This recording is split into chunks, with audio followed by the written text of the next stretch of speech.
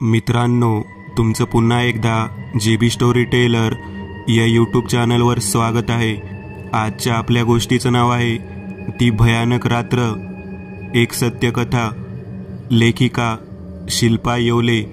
पण गोष्ट सुरू करण्याआधी जर कोणी या चॅनलवर पहिल्यांदाच आलेले असाल तर त्यांनी ह्या चॅनलला सबस्क्राईब करायला विसरू नका। चला तर मग अजिबात वेळ न घालवता गोष्टीला सुरुवात करूया।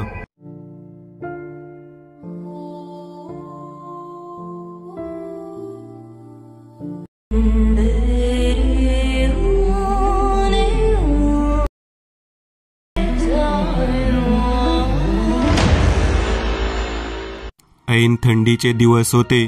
नोव्हेंबर महिना चालू होता। त्यातच रुपेशच्या बहिणीच्या मुलाचा वाढदिवस असल्याने तो आज खूप खुश होता। वाढदिवसाला त्याला आज रात्री बहिणीच्या गावी जावं लागणार होतं आणि बहिणीचं गाव लांब आणि आडवळणी असल्याने घरचे कोणीही जाणार नव्हते। नाईलाजाने त्याला एकट्यालाच जावे लागणार होते। असाच विचार करत असताना त्याच्या लक्षात आले की ज्या गावी आपल्याला जायचं आहे त्या शेजारील गाव म्हणजे बिचकुले, त्याचं आजोळ। मग सोबत म्हणून मामे भाऊ रोहित याला सोबत घेऊन जाऊ आणि रात्री जास्त उशीर झाला तर रात्री त्याच्याच घरी जाऊन झोपू, असा विचार करतच त्याने रोहितला फोन केला। हॅलो रोहित, अरे आज आपल्याला वाढदिवसासाठी जायचं आहे। तुला तर माहीत आहे माझी बाईक खराब आहे, तर आज आपण दोघं एकत्रच जाऊ तुझ्या बाईकवर। मग रोहित म्हणाला, हो अरे, मला पण तिचा फोन आला होता की वाढदिवसाला नक्की ये म्हणून। ठीक आहे, आपण दोघं सोबतच जाऊ। मग दोघांनी संध्याकाळी लवकर निघायचं ठरवलं आणि रोहित त्याला घ्यायला पण येणार असं ठरलं। रुपेशनी जाण्याची तयारी केली आणि रोहित येण्याची वाट पाहत होता। तितक्यात रोहितने आवाज दिला। मग दोघे घरच्यांचा निरोप घेऊन निघाले। खूप दिवसांनी दोघे भेटले होते। अशाच दोघांच्या गप्पा रंगल्या। मामे भाऊ असले तरी दोघे खूप चांगले मित्रही होते। निश्चित ठिकाणी पोहोचण्यासाठी थोडेच अंतर राहिले होते। तोच रोहित म्हणाला, माझा मित्र विजय, त्यालाही आपल्या सोबत यायचं आहे रे। तो माझ्या घरी आला आहे, त्याला आपण लगेच घेऊन येऊ। अरे पण आपल्याला जायला खूप उशीर होईल, रात्री 9 वाजताचा कार्यक्रम आहे, रुपेश म्हणाला। पण रोहितने ऐकलं नाही। तो बोलला, शॉर्टकटनी जाऊ म्हणजे जास्त उशीर होणार नाही आणि तिथून त्याला घेऊन आपण लगेच निघू। बिचकुळे हे गाव आडवळणी असल्याने रस्ते व्यवस्थित नव्हते आणि पथदिवेही नव्हते। सगळीकडे खूप अंधार दाटला होता। रस्ते खराब असल्याने रोहित ही गाडी सावकाश चालवत होता। गाडीच्या हेडलाईटचाच काय तो प्रकाश होता, बाकी सगळीकडे किर्र अंधार, रातकिड्यांचा किरकिर करणारा आवाज आणि थंड सुटलेली हवा। यामुळे दोघेही शांत होते। बहुतेक दोघेही मनातून घाबरले असावेत। रोहितला माहीत होते की ज्या भागातून ते निघालेत ती जागा चांगली नाही, त्यामुळे तो काहीच बोलत नव्हता। म्हणून मग रुपेश काही बोलला नाही। त्याचं लक्ष फक्त समोरच्या रस्त्यावर होतं आणि आपण कधी पोहोचतोय याच विचारात तो होता। तोच अचानक रुपेशला जाणवले की त्याच्या पाठीला काहीतरी गरम वाफ किंवा स्पर्श असे काहीतरी जाणवत आहे। पण इतका थंड वारा सुटला असताना अचानक मागे पाठीला गरम काय जाणवत आहे त्याला कळतच नव्हतं की नक्की काय होतंय। तो खूप घाबरला। त्याचं हृदय जोरजोरात धडधडू लागलं। रोहितला लगेच समजलं आणि तो जोरात ओरडला, रुपेश, काही झालं तरी मागे बघू नकोस, मला घट्ट पकड। आणि त्याने गाडी सुसाट वेगाने पळवली। दोघांना इतक्या थंडीतही घाम फुटला होता। रुपेशच्या मनात वाईट विचार यायला लागले। मागे बघायचं नाही असं ठरवूनही त्याला मागे बघायची इच्छा होत होती। त्यातच रोहितला सारखा विजयचा फोन येत होता। तिकडे तो यांची वाट बघून कंटाळला होता। रोहितला पण आता पश्चाताप व्हायला लागला की उगाच मित्राला घ्यायला निघालो। रुपेशचं ऐकलं असतं तर ही वेळ आली नसती, पण नाईलाज होता। आता ते गावाजवळ पोहोचले तसा त्यांच्या जीवात जीव आला। खूप मोठे संकट टळले होते, पण त्यांना काय माहीत अजून त्यांच्या पुढ्यात काय वाढून ठेवले आहे ते। आता ते दोघे घरी पोहोचले लाईट ही गेली होती, त्यामुळे सगळीकडे अंधार पसरला होता. रुपेश आणि रोहितने त्याच्या मित्राला विजयला हाक मारली. तो बाहेर आला. दोघांवर तो खूप चिडला होता, कारण रोहित आणि रुपेशनी आतापर्यंत घड्याळात वेळच पाहिली नव्हती. जेव्हा त्यांनी घड्याळात पाहिले, दोघांनाही आश्चर्याचा धक्काच बसला, कारण 12 वाजून गेले होते. त्या धावपळीत त्यांना वेळेचं भानच राहिलं नाही. वाढदिवसाला जाऊन आता काहीच फायदा नाही.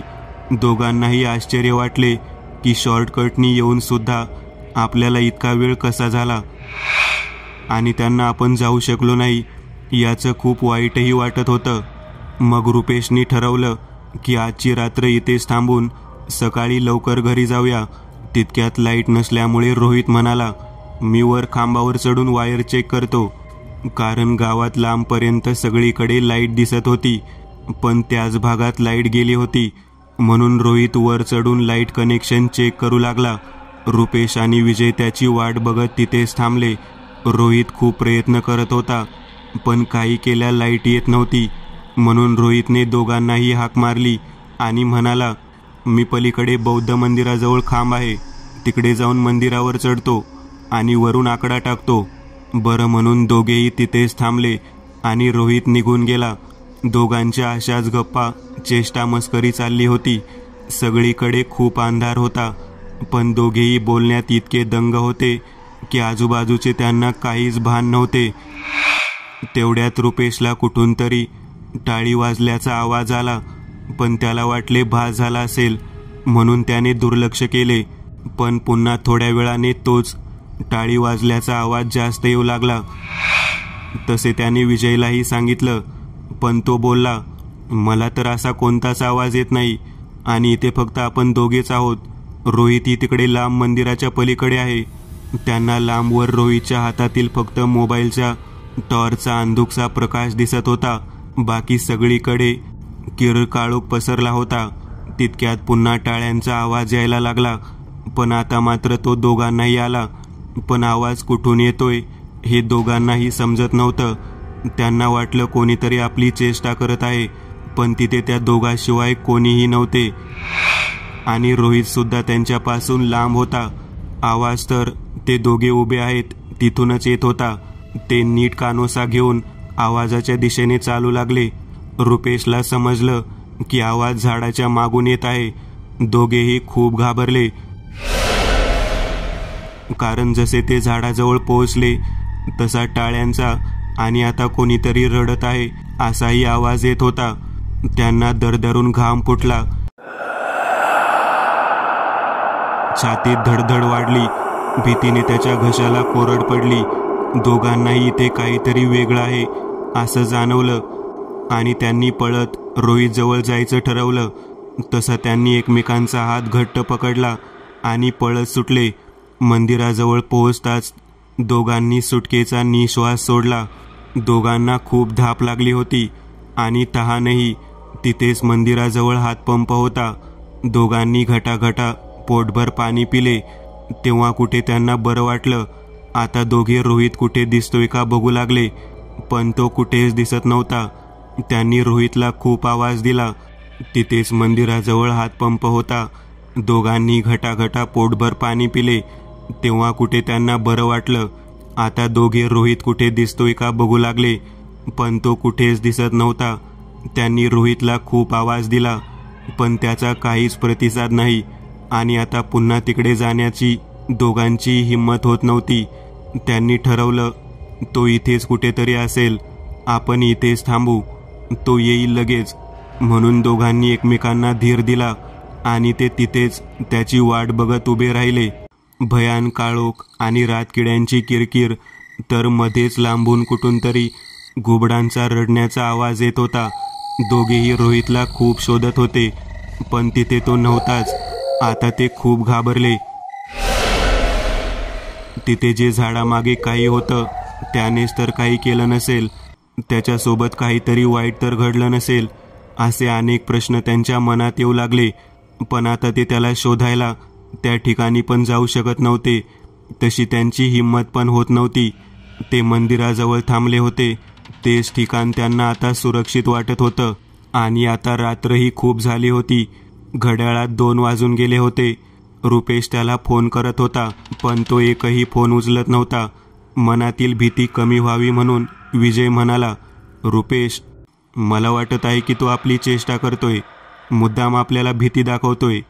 थोड्या वेळापूर्वी तर तो मंदिरावर होता. आपण इकडे आलो म्हणून तो लपून बसला असेल. हो रे, मला पण आता असंच वाटत आहे. त्याला पण आपण दाखवून देऊ की आम्ही तुझे काही भित्रे मित्र नाही. आपण इथेच थांबू, मग तोच कंटाळून बाहेर येईल. दोघेही मग मोबाईलमध्ये टाइमपास करत बसले. इतक्या काळोखात मोबाईलचाच काय तो प्रकाश होता. तितक्यात अचानक विजयने रुपेशच्या खांद्यावर हाताने हलकेच मारले, पण त्याचे लक्ष मोबाईलमध्ये असल्याने त्याने न बघता फक्त काय रे विजा एवढेच विचारले. पण विजय काहीच बोलला नाही, म्हणून त्याने दुर्लक्ष केले. त्याला वाटले मस्करी करतोय, पण थोड्या वेळाने पुन्हा तेच. 2दा तरी त्याने तसेच केले, पण रुपेश त्याच्याकडे लक्षच देत नव्हता. परंतु 3ऱ्या वेळी मात्र जेव्हा त्याने असे केले तेव्हा रुपेशने चिडून मागे बघितले आणि त्याच्या पायाखालची जमीन सरकली, कारण विजयने त्याच्या पाठीवर शेवटची थाप मारली आणि तो जोरात मागे अंधारात खेचला गेला आणि गायब झाला. आता मात्र रुपेशला आपलं हृदय बंद पडते की काय असे वाटू लागले. आता तो तिथे एकटाच होता. सगळीकडे भयान शांतता पसरली होती आणि या शांततेत त्याला त्याच्या हृदयाचा ठोक्याचा आवाज स्पष्ट ऐकू येत होता. इकडे आड तिकडे विहीर अशा परिस्थितीत तो अडकला होता. तिकडे तो अंधारात टाळ्यांचा आवाज आणि इकडे मित्राला अंधारात कोणी ओढून नेले असेल, त्याच्यासोबत काय झालं असेल, असे अनेक प्रश्न त्याच्या मनात येऊ लागले.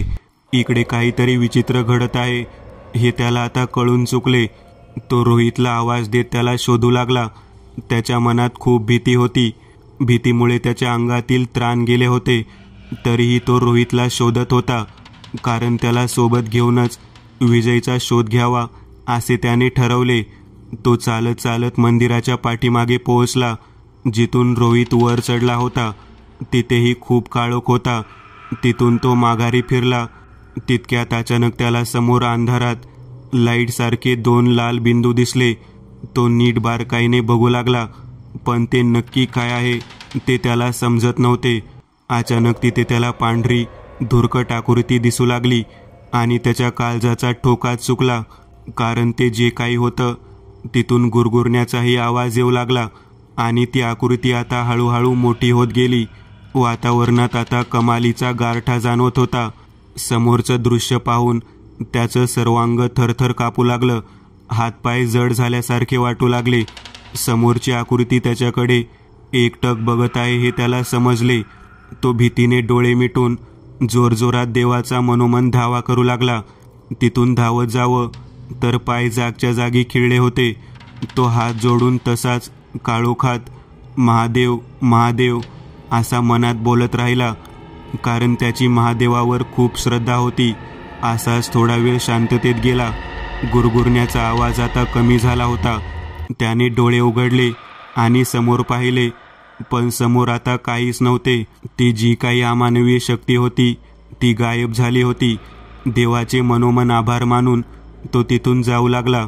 रोहितच्या घराजवळ येताच तो त्याला शोधू लागला, कारण विजयच्या बाबतीत जे काही घडले ते त्याला कधी सांगेन असे रुपेशला झाले होते. अजूनही रोहित त्याला कुठेच दिसत नव्हता. आपण जरी संकटातून वाचलो असलो तरी आपले मित्र संकटात सापडू नये म्हणून त्याला काळजी वाटत होती आणि भीतीही. तितक्यात त्याला घराबाहेरच्या कठड्यावर कोणीतरी मान खाली घालून बसले आहे असे दिसले, कारण अजूनही अंधार होताच. त्याला वाटले रोहित असेल, म्हणून तो खूप खुश झाला आणि त्याच्या जवळ गेला. रोहित, अरे मी तुला किती शोधत होतो, कुठे होतास तू इतका वेळ? त्या व्यक्तीने जसे मान वर करून त्याच्याकडे पाहिले तसे रुपेशच्या हृदयाचा ठोका चुकला, कारण तो रोहित नसून त्याचा मित्र विजय होता, जो काही वेळापूर्वी अंधारात गायब झाला होता. त्याला काय बोलावे तेच सुचेना. त्याला त्याच्या डोळ्यावर विश्वासच बसत नव्हता की तो विजय आहे की दुसराच कोणी आहे. तितक्यात विजयच बोलला, अरे रुपेश, मला तू एकट्याला सोडून कुठे गेला होतास? मी तुला तिथे खूप शोधलं, पण तू सापडला नाहीस. म्हणून मी इकडे निघून आलो. खूप वेळ दोघांची वाट बघत बसलो आहे. आता मात्र रुपेश घाबरला. मग जो अंधारात ओढला गेला तो कोण होता आणि मी याला तिथे कसा दिसलो नाही, अशा अनेक प्रश्नांनी त्याच्या मनात गर्दी केली. त्याचा विश्वासच बसत नव्हता. तो आपली चेष्टा करतोय की खरं बोलतोय हेच कळत नव्हते, पण त्याच्या चेहऱ्यावरून तो खरं बोलतोय हे समजत होते. त्याला आता तिथे जे काही घडले होते ते सांगितले तर तो आपल्यावर विश्वास ठेवणार नाही, म्हणून रुपेश त्याला काहीच बोलला नाही. तितक्यात दोघांनाही रोहित तिथेच त्याच्या घराच्या छपरावर वायर जोडताना दिसला. तसा दोघांच्या जीवात जीव आला, पण दोघांना आश्चर्यही वाटले की इतका वेळ हा कुठेच दिसत नव्हता. मग हा अचानक कुठून आला. पण दोघांनीही जास्त विचार न करता रोहितला आपल्यासोबत जे काही घडले ते सर्व सांगण्याचे ठरवले. रोहितचं लाईटचं काम झालं की तो खाली येईल, तेव्हा आपण त्याला सगळं सांगू, तोवर लाईट पण येईल, असा दोघांनी निर्णय घेतला आणि ते तिथेच थांबले. रुपेशने रोहितला आवाज दिला, रोहित, खूप वेळ झाला तू वायर चेक करतोय आणि लाईटसुद्धा येत नाहीये. तुझ्याकडून होत नसेल तर खाली ये, आम्हाला खूप भीती वाटत आहे. मग रोहित हसत बोलला, अरे तुम्ही दोघे इतके का घाबरतात? मी इथेच तुमच्या सोबतच तर आहे. आता फक्त 2 मिनिट थांबा, लाईट येईल, मी खाली येतो लगेच. दोघे घरातही जाऊ शकत नव्हते. सगळे गाढ झोपले होते. आपल्यामुळे त्याची झोप मोड नको म्हणून ते तिथेच थांबले आणि रोहित खाली येण्याची वाट पाहू लागले. 3 वाजत आले होते. अजूनही सगळीकडे खूप अंधार आणि भयान शांतता होती. दोघेही शांत उभे राहिले होते. कोणीच कोणाशी काही बोलत नव्हते आणि रोहितही त्याच्या कामात व्यस्त होता. दोघांचीही नजर फक्त लाईटवर होती, कारण त्यांना वाटले आता लाईट येईल आणि आपल्या मनातील भीतीही कमी होईल. दोघांना आता खूप झोप आली होती.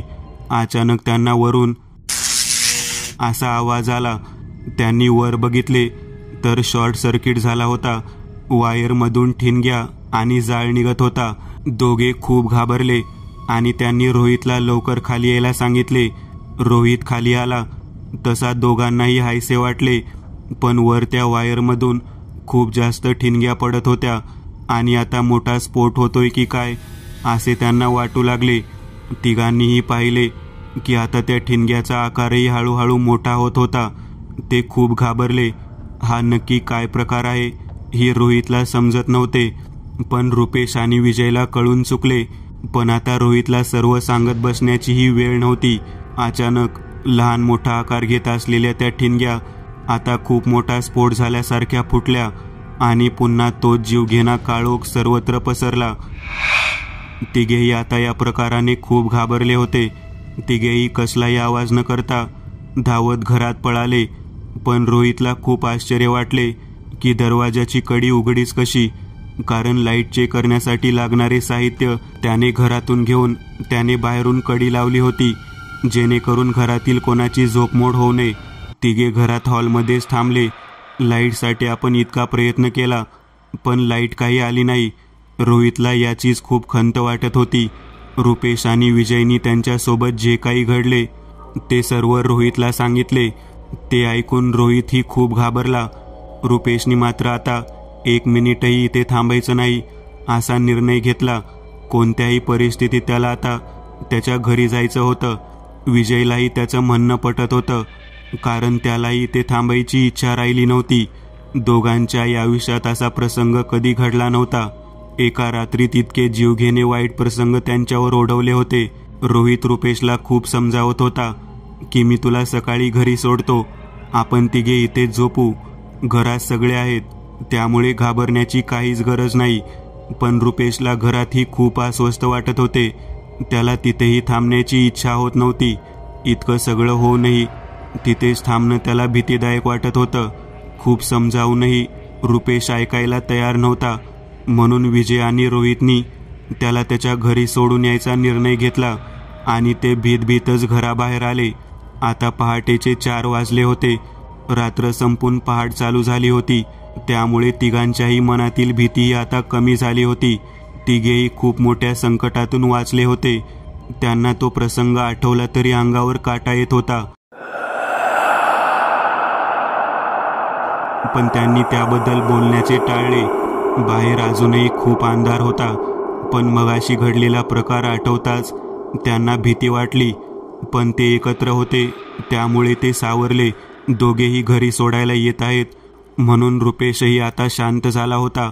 त्याला खूप अशक्तपणा जाणवत होता. घरी कधी पोहोचतो आणि झोपतोय असे त्याला झाले होते. रोहितने बाईक चालू केली आणि आता तिघेही तिथून निघाले. पण मंदिराजवळून जाताना मात्र रुपेश आणि विजयला खूप भीती वाटत होती. त्या ठिकाणी दोघांनी पाहिले तर अजूनही तिथे काळोख होता, पण तिथे आता त्यांना काही जाणवले नाही. तिघांनीही सुटकेचा निश्वास सोडला आणि तिथून ते आता खूप पुढे आले. तिघांनीही शॉर्टकटनी न जाता मेन रोडनी जावं असे ठरवले, कारण येताना शॉर्टकट किती महागात पडला हे रुपेश आणि रोहितने अनुभवले होते. दैव बलवत्तर म्हणून दोघेही वाचले होते. आपले गाव ओलांडल्यानंतर त्यांना आता दुसरे गाव लागले, जिथे एक चौक होता. त्या चौकात 3 वेगवेगळ्या गावांचे रस्ते जोडले होते. त्या चौकात येताच रोहितने अचानक गाडी थांबवली. दोघांनी त्याला कारण विचारताच त्याने दोघांना खाली उतरण्यास सांगितले. तिघेही आता गाडीवरून खाली उतरले. रुपेश आणि विजय रोहितला विचारू लागले, अरे रोहित, गाडी का थांबवली? काय झाले? त्यावर तो बोलला, अरे मला तंबाखू खायची आहे, खूप तल्लफ झाली, लगेच निघू. असे म्हणून तो तंबाखू मळू लागला. तोपर्यंत विजय तिथेच बाजूला लघुशंकेसाठी उभा राहिला. तिथे खूप अंधार होता आणि खूप दाट झाडी होती. तितक्यात त्याला अचानक बाजूच्या झाडीतून कसला तरी आवाज आला. झाडीतून काहीतरी पळत किंवा सरपटत असा आवाज येऊ लागला. नक्की कसला आवाज ते काहीच कळत नव्हते.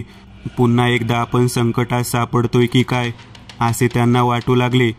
पण आता रात्र होऊन गेली आहे आणि आता पहाटेच्या वेळी असं काही घडणं शक्यच नाही असा तिघेही विचार करू लागले. आता काही विपरीत घडण्याच्या आत इथून पटकन निघावं असे ठरवून तिघेही गाडीवर बसले आणि रोहितने गाडी सुसाट वेगाने पळवायला सुरुवात केली. रस्ता पूर्ण सुनसान होता. तिघेही भीतीमुळे काहीच बोलत नव्हते. या एका रात्रीत आपल्यासोबत काय भयानक घडले आणि तेही इथे येईपर्यंत ते जे काही होतं ते आपला पिच्छा सोडायला तयार नव्हते. या विचारांनीच त्यांना खूप भीती वाटत होती आणि आश्चर्यही. अखेर ते गावात पोहोचले. हळूहळू सूर्याची किरणे दिसू लागली. पक्ष्यांचा चिवचिवाट कानी येऊ लागला. रात्रीचे वाईट प्रसंग विसरून तिघेही आता सकाळच्या वातावरणाने प्रसन्न झाले. रुपेश घरी पोहोचताच त्याने बेडवर अंग टाकून दिले. त्या दोघांनाही रुपेशची अवस्था बघून वाईट वाटले. रुपेशच्या आईलाही काय झालं ते समजत नव्हते. विजय आणि रोहितने रात्री घडलेला सर्व प्रकार त्याच्या आईला सांगितला. त्यांनाही हे सर्व ऐकून खूप धक्का बसला. त्यांनी रुपेशला उठवायचा खूप प्रयत्न केला, पण तो गाढ झोपला होता. पण त्याचं अंग तापाने फणफणलं होतं. रात्री त्याने जे काही बघितले होते त्याने त्याच्या मनावर खूप मोठा धक्का बसला होता. विजयलाही आता खूप अशक्तपणा जाणवत होता. रुपेशच्या आईने दोघांनाही तिथे जेवून आराम करायला सांगितले. तिघेही मोठ्या संकटातून वाचून व्यवस्थित घरी आले, म्हणून आईनेही देवाचे मनोमन आभार मानले. मित्रांनो, आज पुरतं एवढंच. तुम्हाला जर काही गोष्ट आवडली असेल तर नक्की लाईक करा. तुमच्यापैकी बरेचसे जण व्हिडिओ लाईक न करताच पळून जातात, पण हा जर व्हिडिओ तुम्ही लाईक केला तर मला जरा बरं वाटेल आणि असेच भारी भारी व्हिडिओ बनवायची माझ्यात एनर्जी येईल. त्यामुळे नक्की लाईक करा. आणि अजूनही कोणी या चॅनलला सबस्क्राईब केलेलं नसाल तर लगेच सबस्क्राईब करून टाका. आणि बाजूची घंटी ती मात्र दाबायला विसरू नका. देवाची घंटी आहे ती. चला तर मग पुन्हा भेटूया अशीच एक आगळी वेगळी गोष्ट घेऊन पुढच्या